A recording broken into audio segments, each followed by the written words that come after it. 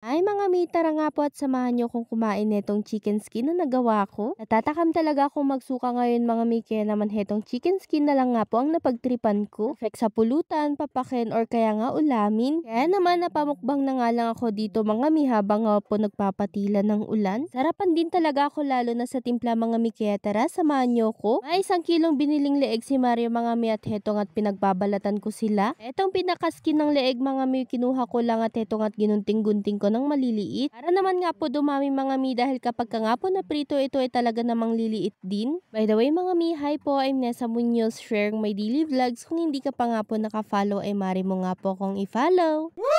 Kesa nga po bumili pa ng street food sa labas mga mi at umuulan, heto nga din talaga ang naisipan kong gawin para nga po papakin ko. Naugasan ko na nga pala ito mga mi after kong gupit-gupitin at nasa strainer na rin yan, kaya naman patuluin lang natin saglit bago nga po natin timplahan. Naglagay lang ako ng pampalasang konting magic sarap, paminta, asin at asukal dito mga mi. Hinalo-halo ko na lang pala ito ng bahagya mga mi, pero mas maganda pala kapag ka nga kamay ang gagamitin para nga po mas manuot yung lasa na inilagay natin. Nagdagdag nga pala ako ng crispy fried na pampalasa dito mga mi at saka ko na nga po pala ito minasa-masa ulit. O siya mga mi, comment mo naman kung tagasan ka nang sa ganun may shoutout ko nga po sa next vlog natin.